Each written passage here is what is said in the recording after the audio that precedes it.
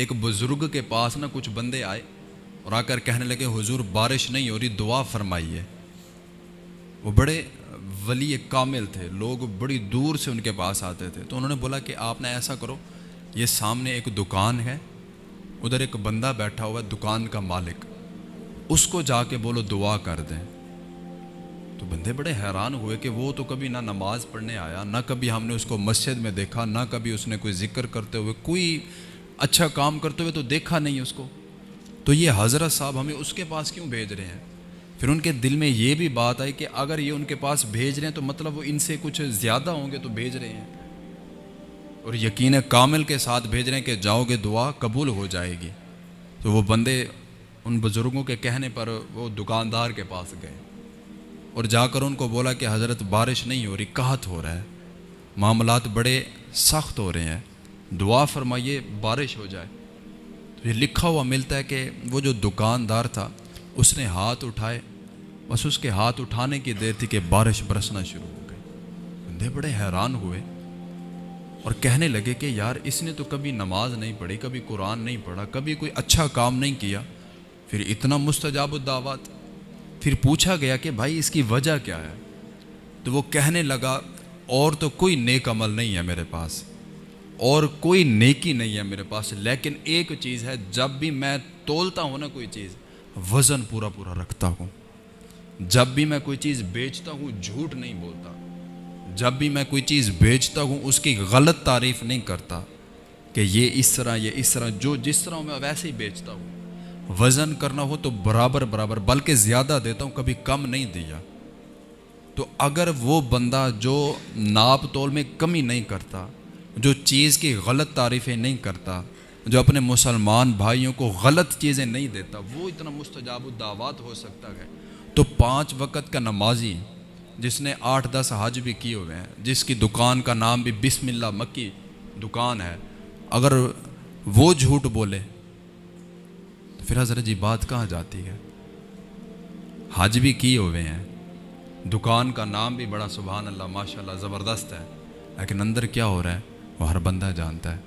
اوپر لکھا ہوا ہے ھذا من فضل ربی، یہ میرے رب کا فضل ہے، اندر جھوٹ بولا جا رہا ہے۔ بڑا سارا گھر بنوائے، اوپر لکھا ھذا من فضل ربی، یہ میرے رب کا فضل ہے، وہ سود کے پیسوں سے بنا ہوا ہے۔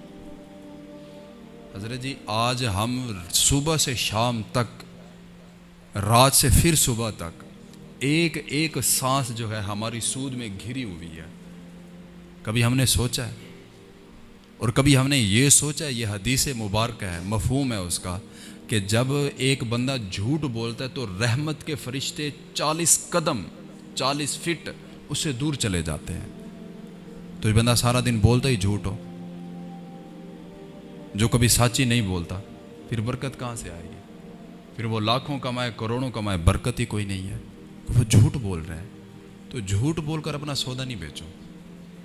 یہ بھی ایک تعلیم امت ہے کہ جھوٹ نہیں بولو یار، جو ہمارے نصیب میں لکھا ہے وہ ہمیں ملنا ہے، جو ہمارے لیے آج کے دن کا رب تعالیٰ نے طے فرما دیا وہ ہمیں ملنا ہے۔ کتنا اچھا راستہ ہے، حدیث مبارکہ ہمیں بتاتی ہے، تعلیم دیتی ہے کہ بھائی صبح اٹھو، نماز پڑھو، سورہ یاسین کی تلاوت کرو۔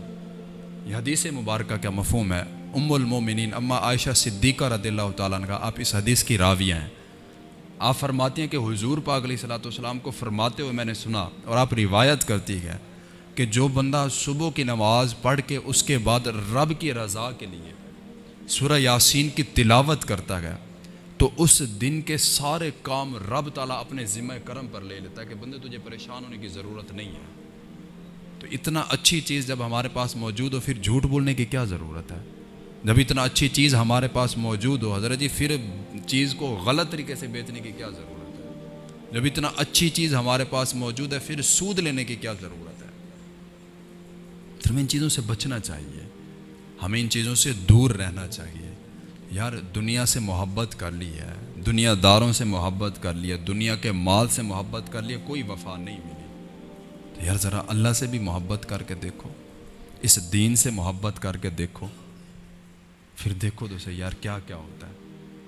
اس زمین نے، اس آسمان نے بڑے بڑے لوگ دیکھے گئے، بڑے بڑے معاملات دیکھے گئے، لیکن رہا وہ جس نے اللہ اور اس کے رسول کے ساتھ محبت کی ہے، مگر نہ سب فنا اور مٹی ہو گئے ہیں، اور ایک دن آئے گا کہ ہم بھی فنا ہو جائیں گے، مٹی ہو جائیں گے۔ اور رب سے محبت کر کے دیکھو، توبہ کر کے دیکھو۔ آج ہمیں رب تعالیٰ نے وقت دیا ہوا ہے، آج رب تعالیٰ نے ہمیں توفیق دی ہے، ہمارے دل میں یہ بات آتی ہے کہ یار توبہ کر لینی چاہیے۔ گناہ کر کے کیا لیا ہم نے؟ اتنا نمازیں ہم نے قضا کی، کیا لیا ہم نے؟ سر پہ ہم نے کپڑا نہیں رکھا تو کیا لیا ہم نے؟ داڑیاں ہم نے کٹوائی، کیا لیا ہم نے؟ جھوٹ ہم نے بولا، کیا لیا ہم نے؟ سود ہم نے کھایا، کیا لیا؟ کچھ بھی نہیں۔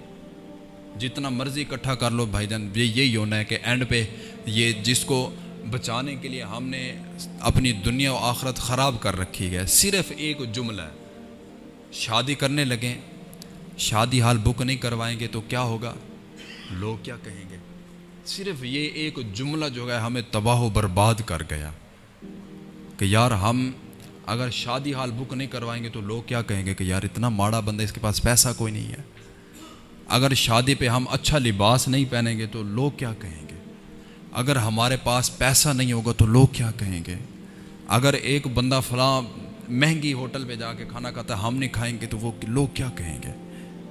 اگر میرا بچہ پیدا ہوا ہے تو اس میں اگر کوئی فنکشن نہیں کرتا تو لوگ کیا کہیں گے؟ تو یہ جو ایک لفظ ہے نا، یقین جانیے اس ایک لفظ نے ہماری دنیا و آخرت تباہ کر دی ہے۔